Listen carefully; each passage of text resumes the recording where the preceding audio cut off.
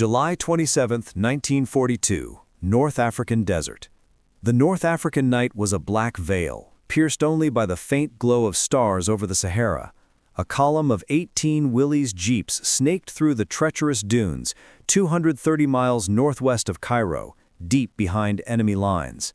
Major David Stirling, 26, commander of L Detachment, Special Air Service, gripped the wheel of his lead jeep, his eyes straining against the darkness. His mission? Cripple a vital Luftwaffe airfield at Sidi Haneish, disrupting Rommel's air support for the Africa Corps. The desert air was cool but heavy with tension, the hum of jeep engines muffled by the vast emptiness. Stirling, a lanky Scotsman with a reputation for audacity, felt a knot of anxiety. "Where's the airfield? It should be here," he muttered to his navigator, Lieutenant Carroll Mather, whose map was creased from constant checking. Suddenly, hundreds of lights flared across the horizon, like a city waking up. Stirling's heart sank. Had they been spotted? Then, the roar of a Junkers Ju-52's engines cut through the silence, its landing lights blazing.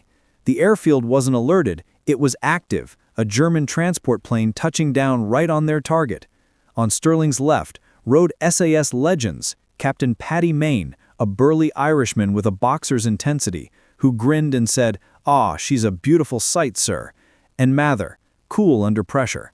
On his right, a unit of French SAS led by aspirant André Zirnheld, a philosopher-turned-soldier, his eyes gleaming with resolve. Each jeep bristled with twin Vickers K.303 machine guns, mounted front and rear, their 1,000-round-per-minute fury ready to unleash hell. Stirling's voice was steady. "Time to go to work, boys." The desert approach. The jeeps, modified for desert warfare, were marvels of American engineering.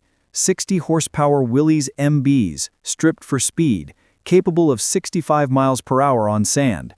Their canvas tops were removed, exposing crews to the elements, but allowing unobstructed firing arcs.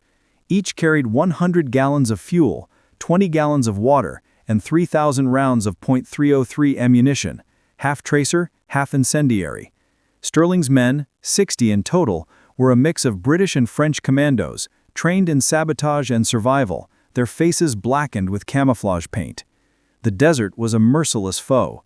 Dunes shifted under the jeep's tires, threatening to bog them down.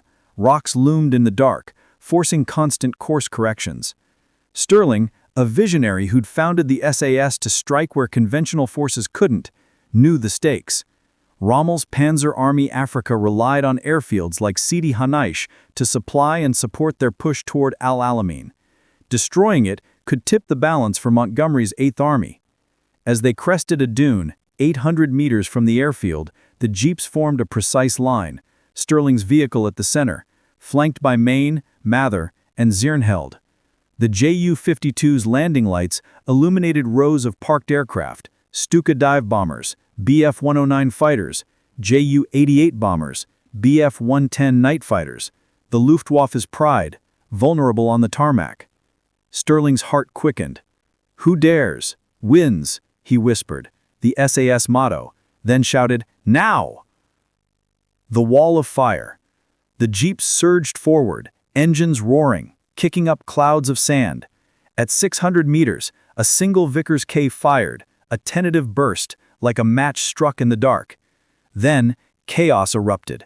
68 machine guns blasting away, recalled Trooper Stephen Hastings, a gunner in Mather's jeep.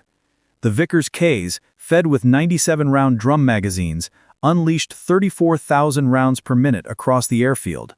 Tracers, red and white, zipped through the night, incendiary rounds igniting fuel tanks in fiery blooms. From the German perspective, it was apocalyptic.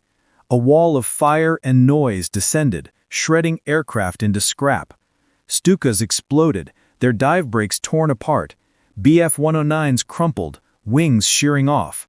The Ju-52, just landed, was caught mid-taxi, its crew scrambling to douse cockpit lights. Incendiary rounds set its fuel tanks ablaze, the transport erupting in a fireball that lit the desert red. German ground crews, caught off guard, dove for cover under planes, a fatal mistake as Vickers fire tore through metal and flesh alike. Stirling, hunched low in his jeep, steered through the maelstrom, his gunner, Sergeant Johnny Cooper, raking the tarmac. The jeeps moved at a deliberate 2.5 miles per hour, a walking pace that maximized accuracy. "Keep it steady," Stirling yelled, his voice barely audible over the gunfire's thunder. Zernheld's French unit, on the right, targeted a line of Ju-88s, their incendiaries sparking explosions that sent shrapnel whistling. The German response. The Germans, stunned, cut the airfield's lights, plunging it back into darkness.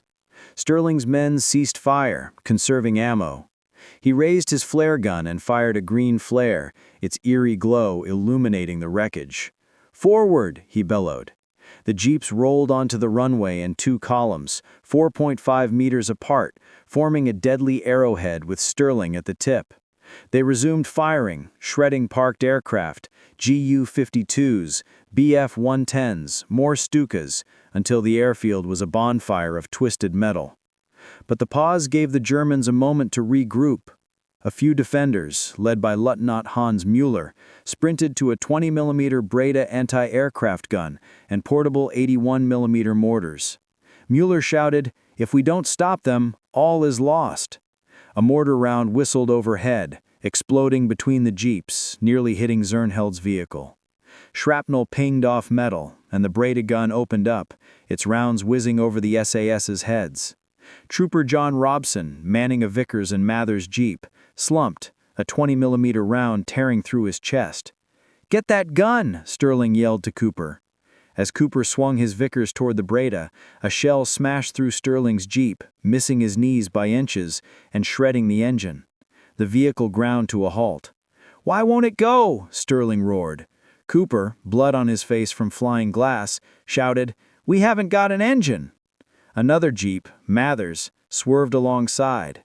Stirling and Cooper leaped aboard, grimacing at Robson's body, his head resting against his gun. Mortars kept falling, shaking the sand, but the SAS pressed on. Cooper's Vickers found the Breda, silencing it as gunners fell. The mortar crews, overwhelmed, fled into the night. The second run. At the taxiway's end, Stirling honked his horn, signaling a stop. The jeeps formed a circle, engines cut, the airfield silent save for the crackle of burning planes. "Everyone okay?" Stirling called. Mather nodded. Zernheld replied, "Oui," and Maine grinned, his Vickers still smoking. Hastings reported, "Half drum left." Others had one or two. They had ammo to spare. "No point leaving it half done," Stirling said. "One more run, then we beat it. Watch those bloody Bredas." Engines roared, and the jeeps swept the dispersal area, targeting surviving aircraft. A Bf-109, miraculously intact, was reduced to scrap under a hail of .303 rounds. Maine, spotting an untouched Ju-52, leaped from his jeep, ignoring Stirling's shout of "Paddy." He slapped a Lewis bomb, a canvas satchel of plastic explosive, onto the transport's wing, diving back as it erupted in flames. Stirling fired a red flare, retreat. The jeep split into 4 groups to evade pursuit, speeding into the desert. The airfield, littered with 37 destroyed aircraft, was a graveyard of Luftwaffe ambition. German survivors, debriefed later, admitted, "Those jeeps came from nowhere, like demons. We'd never faced anything so fast, so deadly." The desert escape. Dawn broke, painting the dunes gold. Mather's group, hiding in thick bushes, cooked breakfast over a small fire, the sizzle of sausages mingling with the desert silence. Suddenly, a Stuka's drone pierced the air. "Aircraft," Mather hissed. The men doused the fire, diving under cover as the dive bomber circled. Sweat dripped as they held their breath, but the Stuka, low on fuel, flew on. Zernheld's French unit wasn't so lucky. Exposed on a ridge, they scrambled for cover as 4 Stukas dove, their 37mm cannons spitting lead. Sand erupted, jeeps exploded, and 2 of Zernheld's 3 vehicles were wrecked. He shouted, "Don't move," but a 20mm round struck his shoulder and stomach. Second-in-command François Martin dragged him to the remaining jeep, speeding for the rendezvous as Zernheld's blood soaked the seat. Stirling's group, meanwhile, buried Robson under a makeshift cross of jerry cans. The desert's quiet was shattered by another Stuka, but it missed them, its pilot distracted by the burning airfield. Stirling's men pressed on, their progress slowed by a blown tire. They abandoned one jeep, cramming into others, their water and fuel dwindling. The desert, vast and featureless, seemed to mock them. "Keep moving," Stirling urged, fighting despair as landmarks vanished. The cost of survival. By July 29th, Stirling's group reached the rendezvous, exhausted and parched. Mather and Mainzeutz were there, their jeeps scarred but intact. The French arrived last, Martin's face grim. Zernheld, pale and barely breathing, whispered to Martin, "I am going to leave you. I am at peace," before dying. The SAS mourned, their victory bittersweet. Robeson and Zernheld were the only raid's casualties, but the loss cut deep. Stirling's navigator, Lieutenant Mike Sadler, had saved them, spotting British jeeps at the base of an escarpment after days of being lost. "We made it," he shouted, waving wildly. The rendezvous, a cluster of dunes, sheltered 40 surviving commandos. They shared water, bandaged wounds, and recounted the raid's chaos. Maine, lighting a cigarette, said, "Paddy's bomb got that last Ju-52. Worth it." Stirling nodded but stared at Zernheld's jeep, haunted by the cost. The jeep's edge. The Willys MB Jeep, a 1941 American design, was the raid's unsung hero. Its 60-horsepower Go Devil engine, 4x4 drive, and 2,500-pound frame made it ideal for desert raids. Fast, rugged, and reliable. The twin Vickers K-guns, originally aircraft weapons, were a stroke of genius.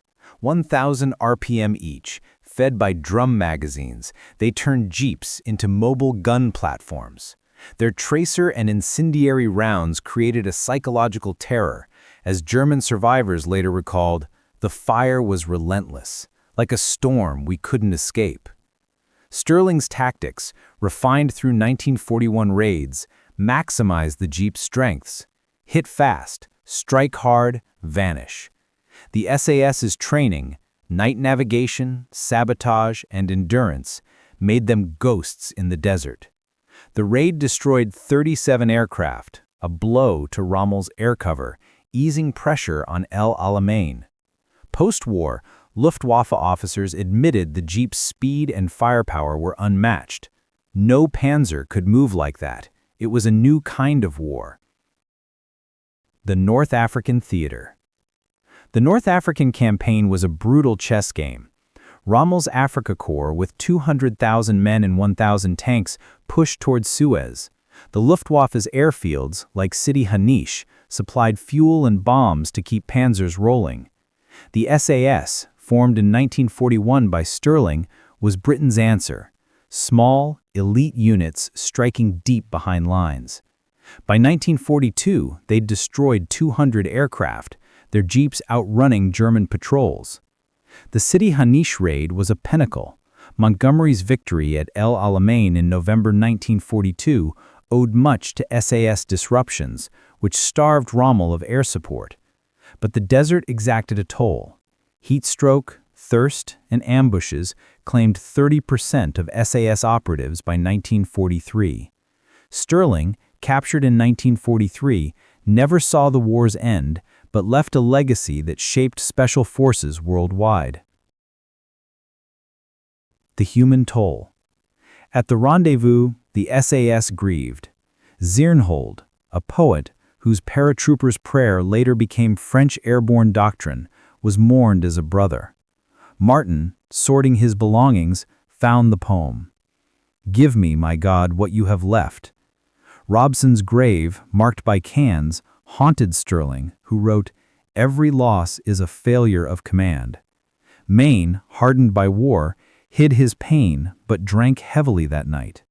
Mather, ever stoic, sketched the airfield's destruction in his journal, a record for posterity. German survivors, hiding amid wreckage, faced their own despair. Lieutenant Müller, wounded by Vickers fire, later said, "We thought we were safe at night. Those jeeps proved us wrong." The raid cost 20 German lives, mostly aircrew, and crippled Luftwaffe operations in the region. The legacy. The Sidi Haneish raid destroying 37 aircraft was a masterstroke. Stirling's DSO and OBE reflected his genius, and L Detachment became the Special Air Service, a name synonymous with elite warfare. The Jeep's role, fast, lethal, unstoppable, reshaped desert tactics, influencing modern special forces. In 1994, a restored Willys MB, Vickers mounted, stood at the Imperial War Museum. Veterans like Hastings, now Gray, recalled, "Stirling's jeeps were lightning. The Germans never saw us coming."